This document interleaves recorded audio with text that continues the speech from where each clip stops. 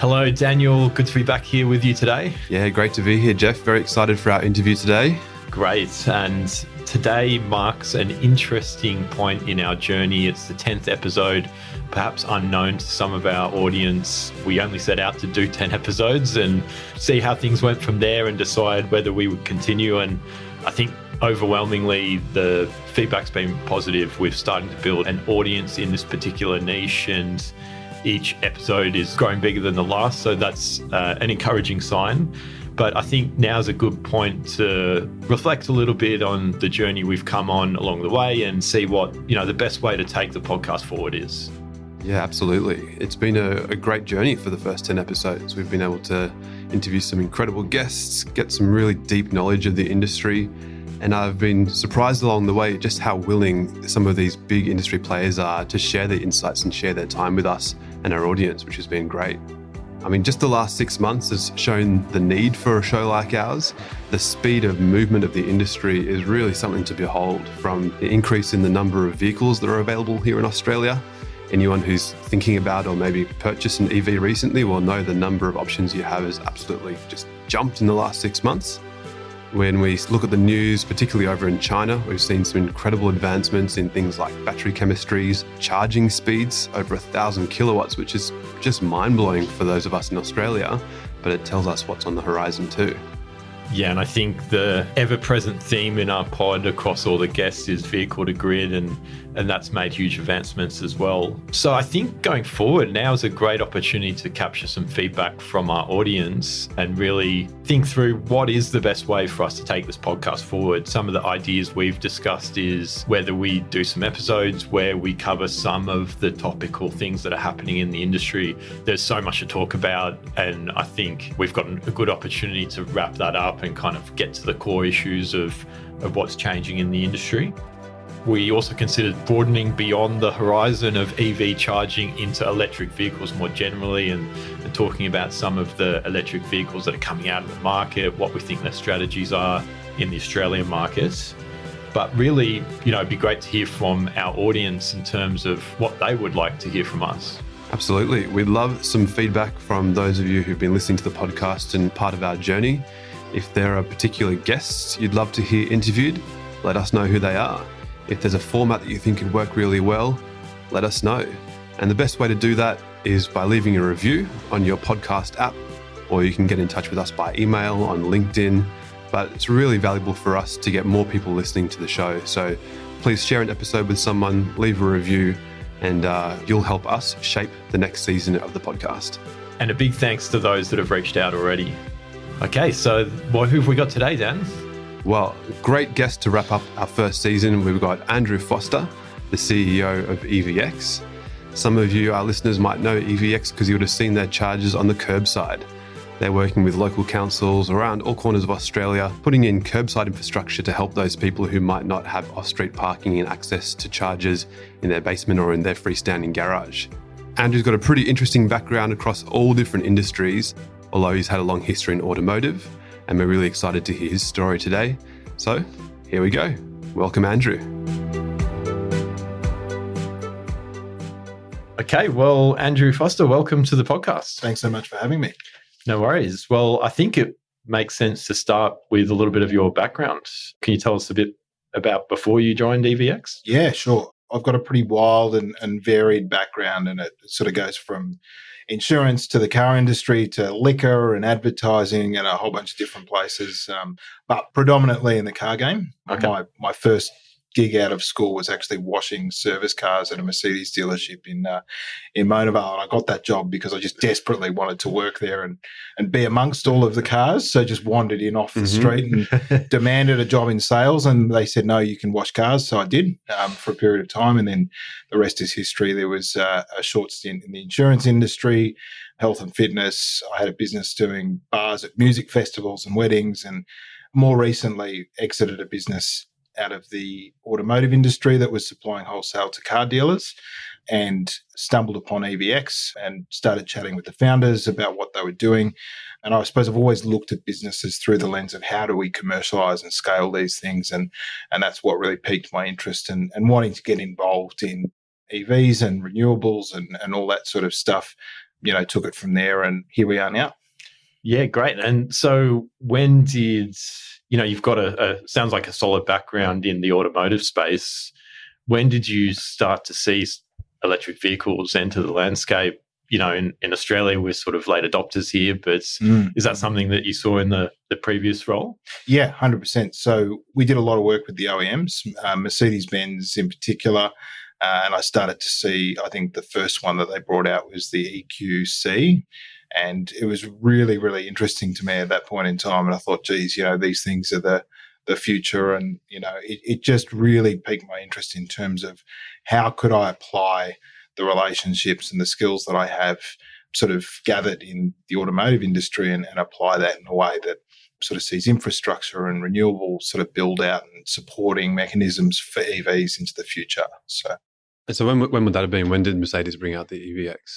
They brought it out, it would have been around 2021, I think, would have been the first sort of view of that I'd seen. And obviously before that you had your Tesla Model X and X that were on the market. They were obviously very cool, but they were all sort of almost like this sort of theoretical myth. You'd see them out and about and they were super cool to look at. But when you started to see the mainstream brands participating, that was, I suppose, a high degree of visibility for me and where I sort of sat up and took notice. Yeah.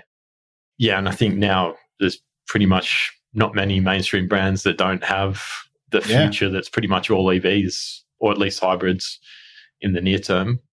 So, give us a bit of a background of EVX. You're the current CEO, but it wasn't founded by you. So how did EVX get its start? Yeah, so the founders of EVX, what we call in New South Wales Level 1 Authorised Service Providers, or ASP. So they build power lines and underground power networks for the electricity networks for the distributors.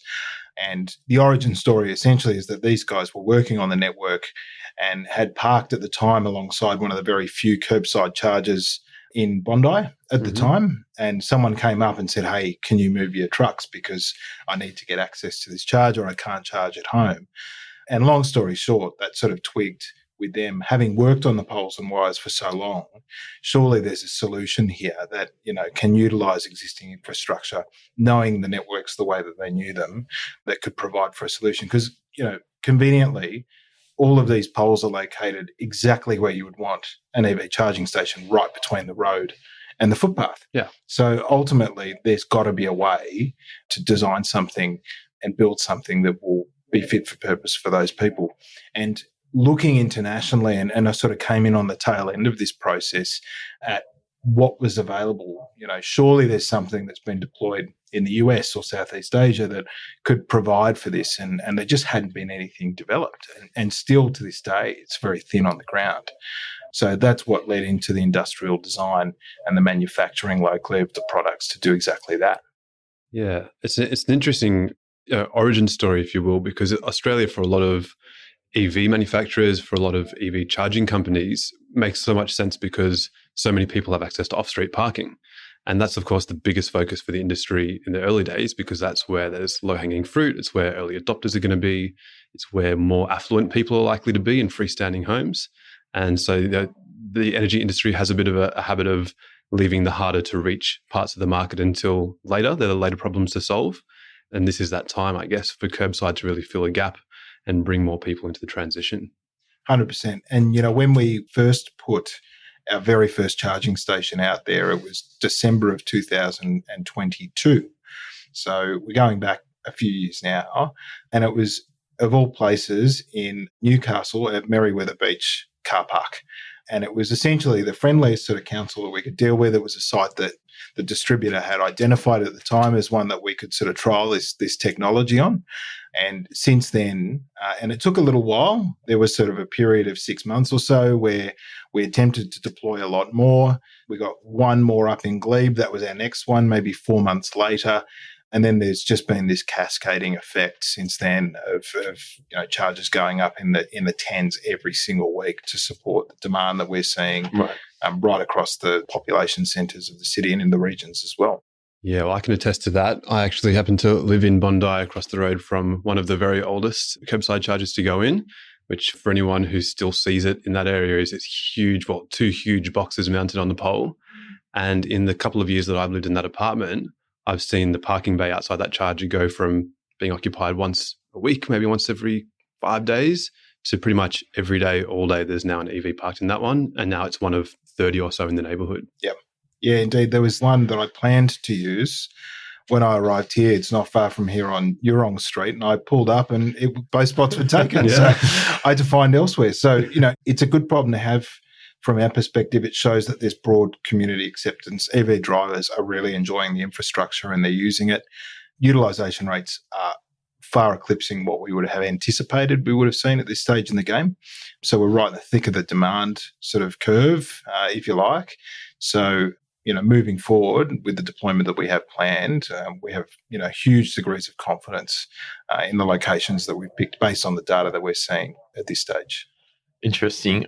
I would like at an early stage to try and put a ring fence around curbside charging. I think many of us probably know it as the boxes that sit on the telephone poles. And is it as simple as that? Is that what the definition of curbside charging is? Look, I think it's the low-hanging fruit. The pole-mounted stuff at the moment is the low-hanging fruit for all involved because it's far easier and cheaper to deploy than digging up the road, installing distribution boards and other pieces of equipment on the curbside to support it. So there are hundreds of thousands of poles right around the country that work for this purpose. Curbside charging more broadly, we probably have a slightly different view that it will be a little more diverse in the future. So we're talking about, smart poles and, lighting columns and even standalone systems that provide for bollards in areas where there are underground supplies. So we get a lot of requests for EV charging in areas that don't have overhead power infrastructure. So we're already in development for where we can access a connection point to the grid that isn't necessarily an overhead point of supply. What products and solutions can we manufacture locally to serve that purpose? And so is that the current target market for curbside charging, people who perhaps don't have an off-street car park at home and therefore they're relying on public infrastructure for their day-to-day charges? Yeah, ultimately. And even for those that do have off-street parking, they may not have off-street charging. So, what we're trying to do is fill that gap. So where it is going to be ultimately too difficult or it's politically difficult within a strata complex or whether it's just not possible from an electrical capacity perspective, or like I used to live in an apartment without any off-street parking at all, and they do exist, there are plenty of them, such as terrace houses as well, then that's really the gap that we're trying to fill. Yeah, I think, the parking in residential apartment buildings is a space we're intimately familiar with. And, it is our belief that eventually in the long run, all of these buildings will have some type of solution retrofitted.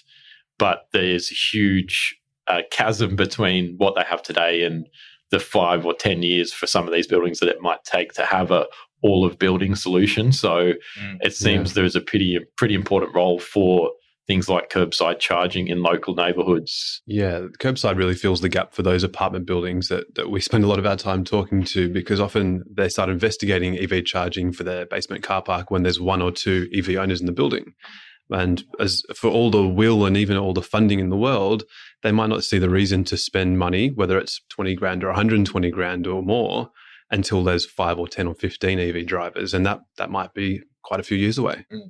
I think, that the tide will turn on that fairly quickly. And, home buyers are going to start to make, and we're sort of deviating from the curbside charging for a second, but, home buyers are going to look at properties, particularly where, parking is a major consideration, and they're going to look at it and say, well, if I can't get EV charging or I don't have EV charging, then, that pool of buyers for vendors and for agents is going to shrink over time. So you'll probably see that cost-benefit analysis from strata buildings' point of view shift at some point. It just becomes a question of, what is the solution? How difficult is it? How costly is it? And when is it going to happen? So it seems like we can probably learn a fair bit about curbside charging from other European markets, particularly the UK, I think, has made good strides in curbside charging. It's a really interesting question, and it's something that I think sometimes we look at international markets probably a little bit too much in some areas. I think there's some really important lessons to be learned on what not to do from international markets. And I think that's some of the really important lessons for us, the things to avoid.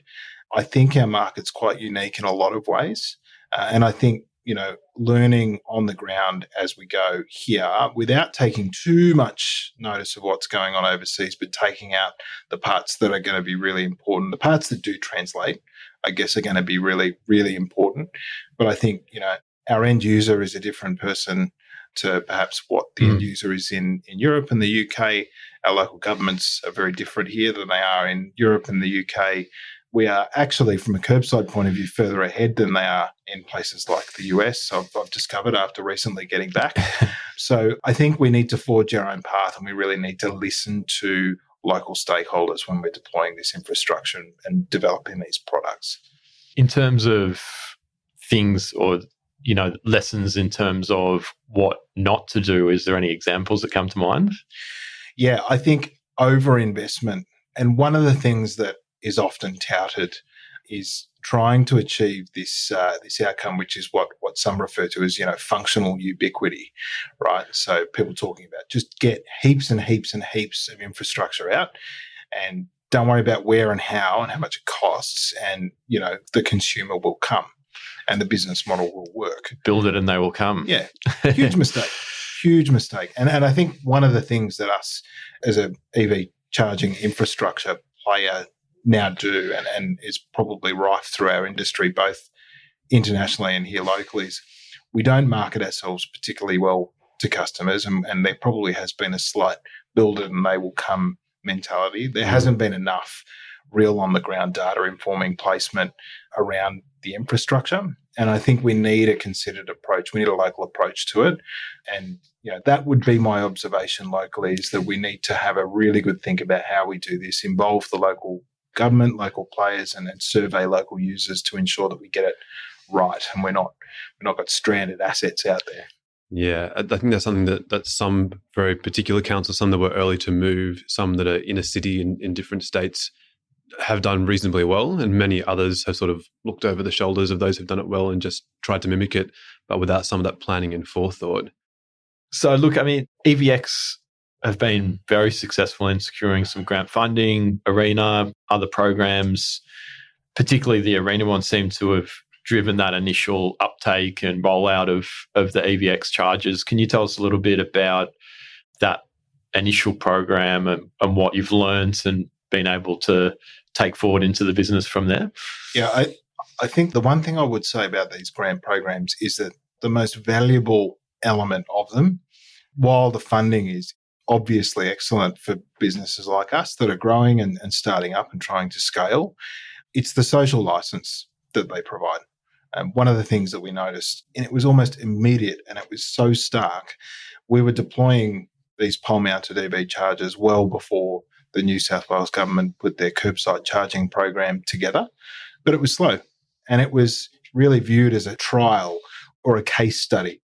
The moment that the state government put some freight behind the idea, you just watched an enormous number of local governments, bring down those barriers and actually start to have a conversation, because the use case was then it was validated. It was validated by an external party that wasn't a commercial entity. It was a state government saying, hey, this is a good idea, and it's something that you should be participating in. The ARENA program, off to the side of that, has been fantastic from the point of view that it's been a long road to get it to that point, but it really involves the distributors, it involves software developers, it involves infrastructure providers, and it's then taking it to the next level, which is going beyond creating charging infrastructure that just performs EV charging, and then goes to, well, how can we make this useful for consumers? How can we make price parity with home charging a reality? And how can we be more flexible when we're operating with, say, electricity networks who have a whole different set of needs than EV drivers? And how do we put the two together? And I think work's been done on that on the retail side of things. As an example, I charge at home for 8 cents a kilowatt because I have my EV charge up with Origin, and that's fantastic. But EVX don't get access to those rates and those tariffs, and we don't have, as public charge point providers, anything developed from a software point of view, broadly speaking, that can do that locally. in this country. So that's really what that program's seeking to develop. And it also funds, obviously, a good 250 locations to support that activity. So we're really looking forward to that. I want to loop back to something you said there, Andrew, about an ambition of reaching price parity with off-street parking. And that's sort of news to me. I wasn't aware that was an ambition or even achievable. So, I mean, we heard previously on the podcast from Paul Fox, who was talking about a trial tariff that Ausgrid's running that takes away some of those demand charges. Is it things like that need to happen to realise that price parity? Or Absolutely. Yeah, I think tariff reform is first and foremost.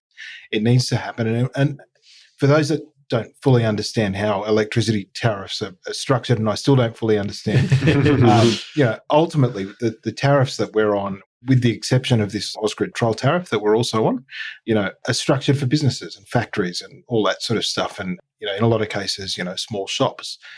They are traditional consumers of electricity, and those tariff structures are adequate, and they sort of provide for the outcomes from a consumer and from a network point of view. These new devices, EV charging is highly controllable, smart technology, and it has the potential to represent a real asset when it comes to managing sort of network loads and peaks and troughs and all that sort of stuff. And we think that, like what Ausgrid's done, we think there needs to be further work done across the board to ensure that, tariffs are reflective of the fact that these things can be really useful. For example, in regional areas right now, our supply to property charges, that is our fixed cost every single day, to just have an electricity device connected to the network represents something like 35% of our energy bill, Wow. which is just madness. Yeah. So and is that the equivalent of like the daily supply charge on a? It's exactly what it is. Yeah. And the challenge that represents is it is difficult enough, and not so difficult in metro areas anymore, but difficult enough to put infrastructure into regional areas and for it to be, meaningfully sort of, I don't want to say profitable, but at least not the kind of loss leader that you would expect or want. At the moment, we're in a situation where, our number one major barrier cost input is the network charges that we get charged in those areas. And they are very, very low utilisation assets. They don't put a lot of strain on the grid. They don't provide for a major problem. So we just think more work needs to be done in that area. And we think, networks can play a role in that, to help enable investment in regional EV charging infrastructure, which is desperately needed. And you're starting to see, we've mentioned Ausgrid. Are there other DNSPs who are now moving towards that or have things in the pipeline that are going to make your life and running the business easier? Or is it still far away? Oh, it's still a bit of a challenge, I think. And look, I wouldn't say it's far away because we're advocating for it, like EV Networks, as much as we possibly can. It is highly regulated, and they sort of operate in these, my understanding is they operate in these sort of 5-year regulatory blocks. And they're the periods in which they can sort of really sort of fiddle around with those tariff structures and play with them and introduce trials.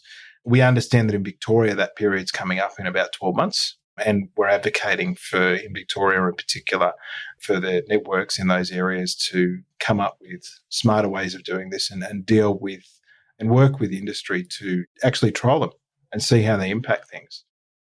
Presumably, if you're sitting on the other side of the fence and you're operating a network, this fleet of chargers that someone like EVX or EV Networks or any other public charging infrastructure company brings to the table could be viewed as an asset, right? If you are willing to, sort of throttle back your charges at times where that stabilized the grid or prevented them from, investing in huge amounts of infrastructure, then that might be something that the end customer is willing to accept some inconvenience if that means that you can, make a material difference in the rates that you pass on to customers. 100%. And I think the key to it needs to be a carrot and not a stick, right? So when we're looking at developing the programs under ARENA, the real key one that we want to do is we don't call it managed charging, we call it incentivized charging. And if you can offer people a reason that is substantial enough for them to allow you to manage their charging session. And for curbside charging, it could be as simple as I plug my car in at 5 when I get home or 6 when I get home. But within the app, I have an opt-in for managed charging. I know it's going to be parked there until 6 in the morning, and I'm just going to let you deal with it. And if we're able to do that, we can then look to, exact the kind of things that, the networks are trying to achieve, look at wholesale electricity pricing, and conversely do the same thing during the day when we really need more load on the network. So those are the sorts of things that we're trying to achieve from a technology and an infrastructure point of view, but we definitely need the regulatory landscape and the tariff structures to support it. Yeah, okay. And if we reflect on, this DC fast charging space, it's largely been driven by grant funding in Australia to date. We understand that the business case is now probably tipped in metro areas that actually there's no grant funding needed. The investment makes a solid case on its own. Is that sort of how the dynamics are playing out in curbside in these metro areas? Is it standing up on its own without grant funding and it's the regional areas that need support, or is there a different dynamic for curbside? Yeah, the business case, without a doubt, in metro areas stacks up perfectly well. The sites that we've got up and running in Sydney are standing on their own 2 feet and producing, in excess of what we require in terms of our minimum required rate of return. Regional areas are a different story. And I think this idea that grant funding somehow fixes that is in some instances sort of misguided. And it's often thrown out as, well, there's all these companies that are dependent on grant funding for the business model. Grant funding doesn't necessarily make the business model viable.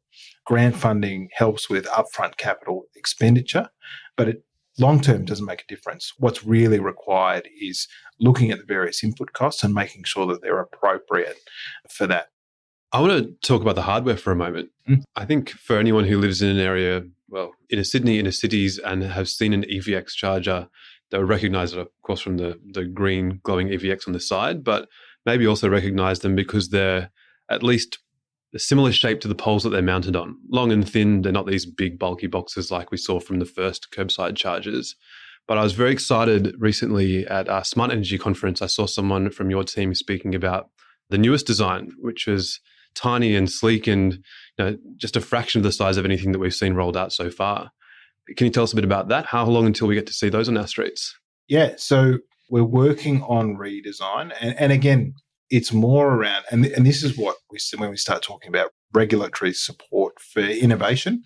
So there's been a change in the rules. They're calling it flexible trading, basically, where EV chargers are able to use their internal sort of metering devices to report to the market on consumption of electricity. And long story short, what that means is we can use different devices rather than the traditional meters that you see in your home meter board in order to measure electricity that we consume. So ultimately, all that means is we can make them a bit smaller and we can probably make them a bit cheaper, which is really great news, ultimately. There's still some work to do. I think those rules come into effect sort of mid next year before we can sort of do that. But yeah, it's definitely in the works. I imagine there's also plans, if not in the near term, in the medium term, for bidirectional charging and V2G enabled EVX devices. Is that on the radar? It's a topic of conversation at every monthly meeting that we have. It's like when is the right time? Obviously, from our point of view, I think step one is working out this managed charging scenario from a consumption point of view. If we can work that out and we get broad consumer acceptance and managed charging is useful to them and accepted by the networks and supported by tariffs, then the next stage becomes, well, we can do that in the other direction.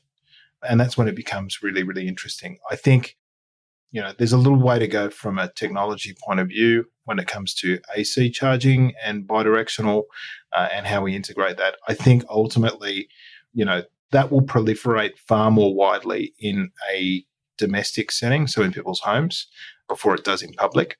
Because in public, I think the scenario that we're going to have to build here is ultimately it's going to have to be automated.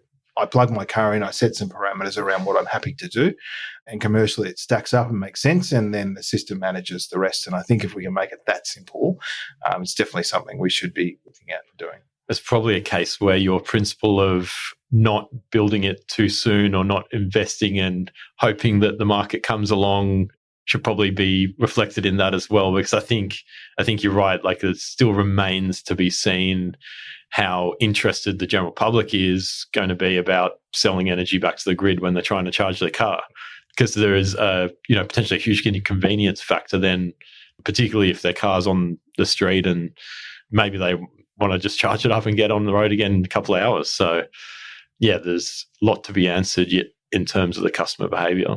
And that's what we want to learn, right? So, and I think any decisions that we make moving forward no longer assume what customers want, what councils want, how the infrastructure will be used. We look at the data. I'm a bit of a data nerd, and I sit there at the end of every month very excited to export a great big CSV file out of the system and see what's happening.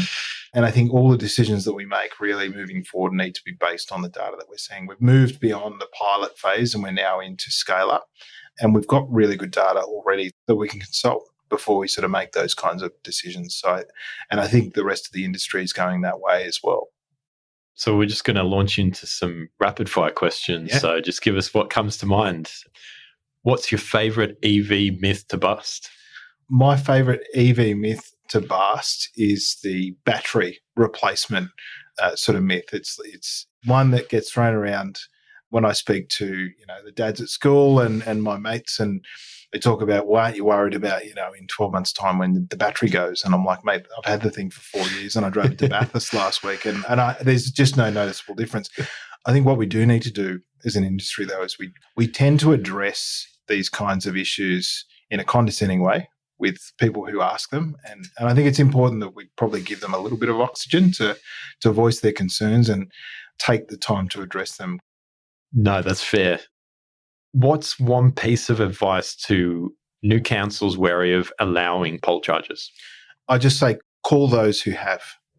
It's one thing for me as a commercial charge point operator to tell you how wonderful it's going to be and how low risk it is, and how much community acceptance we have, and how awesome the world will look if you allow us to come in and do it.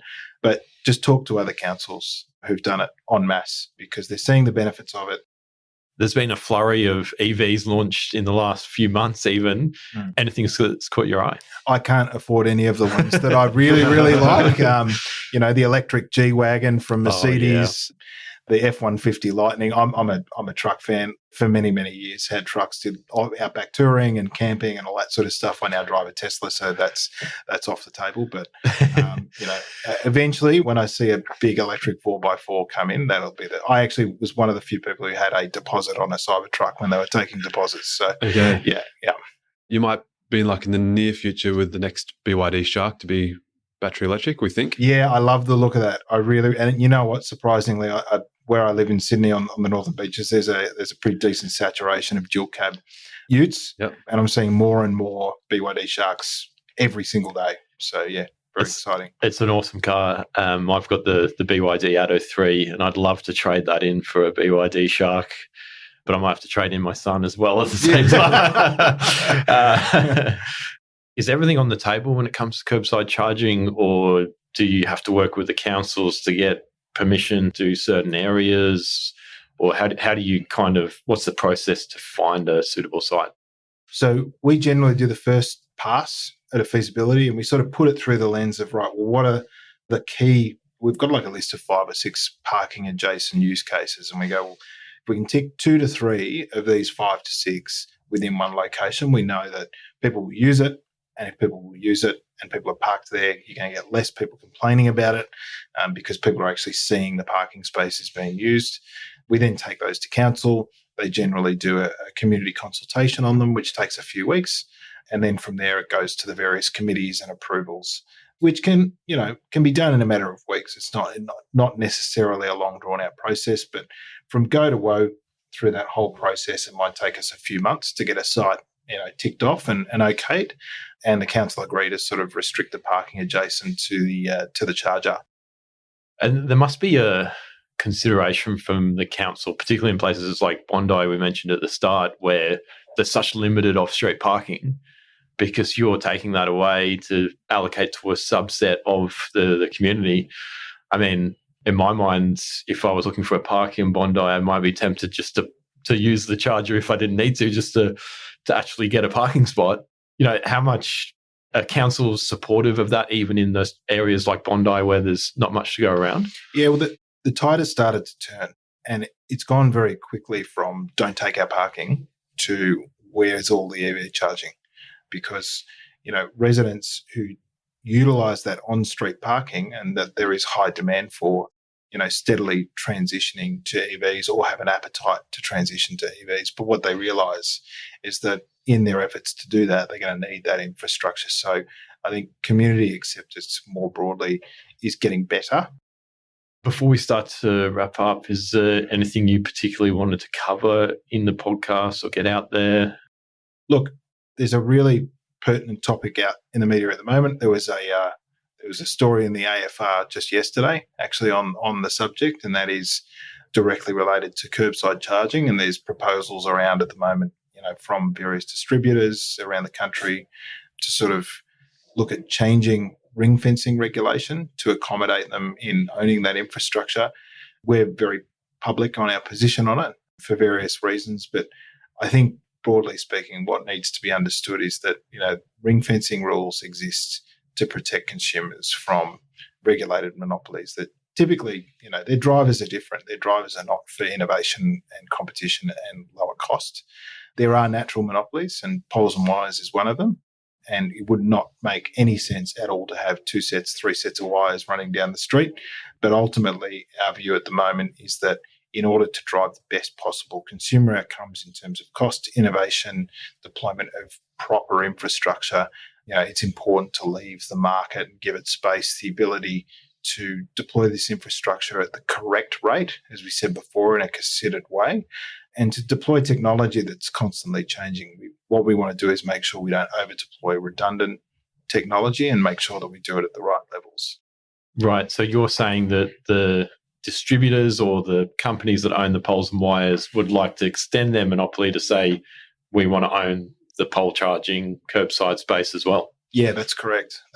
And, I think the challenge that represents from a consumer's point of view is, well, where do you draw that line from a consumer energy point of view? Is it just pole mounted EV charging? Is it all public EV charging? Is it, community batteries? Is it people's batteries in their homes? And I think the challenge, broadly speaking, is that we have this opportunity right now as consumers finally to, have a degree of energy independence, to generate and store our own electricity, to purchase EVs and be free of, fuel bills, and to do that all exclusively, as they say, in the sort of consumer energy resource space. And I think we need to be very, very careful from a regulation point of view not to take that away from consumers and not to put monopolies or large corporate interests in a position where they can start to derive that benefit over and above the end users and consumers of energy. And actually, it harks back to the first episode that we recorded with Tim Washington, where he spoke about the EV transition beyond just it as a transportation transition, but as an enormous transition in terms of value going back into the pockets of consumers through saving energy, both energy for their vehicles, fuel costs, and electricity costs in their home, particularly when V2G becomes a mass rollout. That's what we're talking about. We're talking about companies that already have essentially monopolies, further extending that at the cost of consumers, and also by creating an anti-competitive environment for companies like yourselves, because they obviously can treat themselves differently in terms of the electricity they're selling via an EV charger to a company who doesn't control the power that's flowing into that EV charger. Even looking at the capital costs of standing these up, we pay, reasonable fees to the distributors to do what we do. Obviously, they're not going to charge themselves those fees. Those fees that we pay to the distributor, in effect, should go back to the energy consumer. I'm not sure how that works from a regulatory point of view, but, all we would say is that we are at this pivotal moment in time. And is this a battle that the EV charging industry is fighting alone? What can someone else working in energy, someone listening to the podcast as just a regular punter, do they have any say in this? Well, look, the state government in New South Wales just ran an inquiry on this and took public submissions. And funny enough, when you look through the public submissions to that inquiry, I heard the other day, on average, these inquiries receive 20 to 30 submissions, these parliamentary inquiries. This one received 90. So, 3-4 times what they would normally receive. So people are really interested in ensuring that these things are done correctly. Mm-hmm. There is another live submission or live consultation at the moment with the energy regulator, and they're constantly doing these public consultations. The challenge from a consumer point of view is that these are really complex issues and really hard to articulate in a way that makes sense. I've got a non-technical, non-energy background, and I'm still trying to work out what 2/3 of these inquiries are actually trying to get to the core of. But what I would say is, as an energy consumer, what you can do is advocate to your local members, your politicians, your regulators as best you can, speak to the energy consumers associations and the like to ensure that consumers are not left out of the conversation.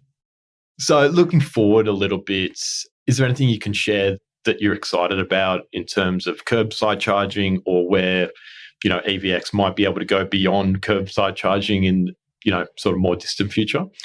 So I think in the immediate future, it's just going to be about scale. We've got a pipeline of probably 400 to 500 locations to do in the next sort of 24 months across a few different states and territories. So that's going to be the immediate focus. In addition to that, we're doing a lot of work with other companies in the space on integration into existing street furniture. So looking at smart poles and light columns all the way from here out to Western Australia. So there'll be a big piece of work that we'll do on that, which is really exciting. And then I suppose in the distant future, or hopefully not too distant, we have made a couple of trips over to the States recently and started talking with utilities over there, because there just hasn't been anyone sort of try and tackle the opportunity over there. Very similar overhead power networks, very, very low levels, even in California where I've been, of genuine curbside EV charging for areas. So, yeah, we're looking internationally there and have had contact from everywhere from Japan and other areas over there as well on the technology that we've developed in the platform. So, yeah, looking to conquer the world, basically. Thanks, Andrew, for joining us today on the podcast. It's really great to hear your story and EVX's story. I think there's exciting things to come. Yeah, thank you for joining us. No, my pleasure. Thanks very much. Thank you.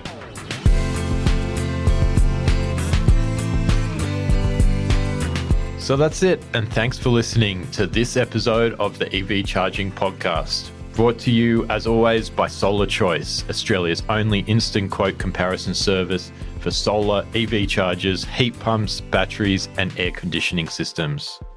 We also provide independent consultation and tender management for clean energy projects in commercial and strata buildings with over 17 years of experience. Find out more at solarchoice.net.au. If you enjoyed the show, please consider leaving us a review on your favourite podcast app and make sure you share an episode with someone else who might like it. See you on the next one.